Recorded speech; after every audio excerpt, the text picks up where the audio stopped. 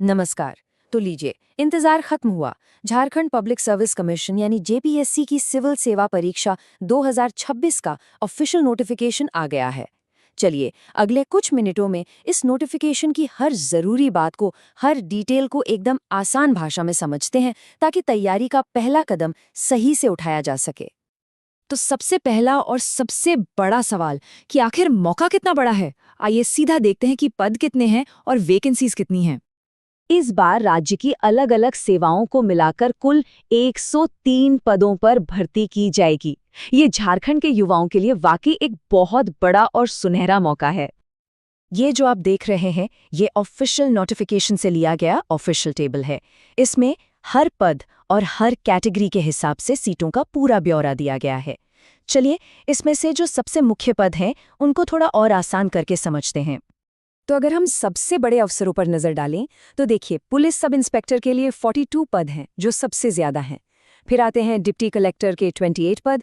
इसके अलावा state tax officer और झारखंड एजुकेशन सर्विस, इन दोनों में 10-10 पद हैं। ये कुछ ऐसे टॉप पोस्ट्स हैं जिन पर उम्मीदवारों का फोकस रह सकता है। तो ठीक है, पद तो देख लिए, पर सवाल ये है कि इन पदों के लिए आवेदन कौन कर सकता है। चलिए, अब समझते हैं कि एलिजिबिलिटी की शर्तें क्या हैं। देखिए, शैक्षणिक योग्यता की शर्त बहुत ही सीधी रखी गई है। किसी भी मान्यता प्राप्त यूनिवर्सिटी से ग्रेजुएशन की डिग्री यानी एक बैचलर्स डिग्री होनी चाहिए, बस। और हाँ, उम्र की कैलकुलेशन के लिए इस तारीख को दिमाग में बिठा लीजिए, 1 अगस्त 2026। आपकी उम्र इसी तारीख के हिसाब से देखी जाएगी, तो अपनी एलिजिबिलिटी को ध्यान से चेक कर लीजिएगा। अब आयु सीमा की बात कर लेते हैं। अनरिजर्व्ड और ईडब्ल्यूएस कैटेगरी के लिए अपर एज लिमिट है 35 साल।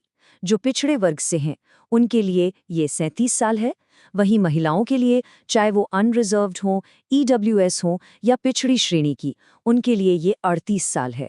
और शेड्यूल्ड कास्ट व शेड्यूल्ड ट्राइब के पुरुष और महिला दोनों उम्मीदवारों को 40 साल तक की छूट दी गई है। अच्छा, अब समझते हैं सिलेक्शन की प्रोसेस को। ये एक 2 चरण वाली परीक्षा है। तो सिलेक्शन का जो रास्ता है, वो 2 मेन पड़ावों से होकर गुजरता है। पहला पड़ाव है प्रिलिमिनरी एग्जाम, जो कि ऑब्जेक्टिव टाइप का होगा, मतलब सवाल जवाब वाले क्वेश्चंस। और जब आप इसे क्लियर कर लेंगे, तब आएगा दूसरा पड़ाव, मेन एग्जामिनेशन, जिसमें रिटन एग्जाम भी है और इंटरव्यू भी शामिल है। प्रीलिम्स को थोड़ा और डिटेल में समझते हैं। इसमें 2 पेपर होंगे, दोनों ही 200-200 नंबर के, और दोनों के लिए 2-2 घंटे का वक्त मिलेगा। पेपर 1 है जनरल स्टडीज का और पेपर 2 पूरी तरह से झारखंड पर फोकस्ड होगा। और सबसे ज़रूरी बात यह है कि ये सिर्फ एक स्क्रीनिंग टेस्ट है। इसके मार्क्स फाइनल मेरिट लिस्ट में नहीं जुड़ेंगे। और यहाँ पर सही उम्मीदवारों के लिए एक बहुत बड़ी, बहुत अच्छी खबर है।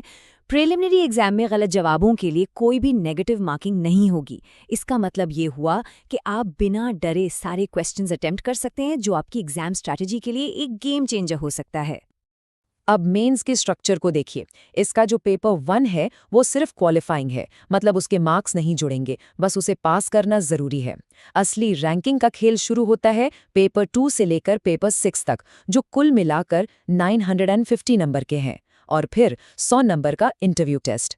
तो आपकी फाइनल मेरिट लिस्ट इन्हीं 150 अंकों में से बनेगी। ठीक है, परीक्षा की पूरी बनावट अब साफ है। तो अब बात करते हैं कि इसके लिए आवेदन यानी अप्लाई कैसे करना है। एप्लीकेशन फीस को काफी कम रखा गया है। अनरिजर्व्ड, ईडब्ल्यूएस और पिछड़े वर्गों के लिए ये 100 रुपये है, और जो झारखंड के एससी और एसटी उम्मीदवार हैं, उनके लिए ये सिर्फ 50 रुपये है। हाँ, एक बात ध्यान रखिएगा कि ये फीस नॉन रिफंडेबल है।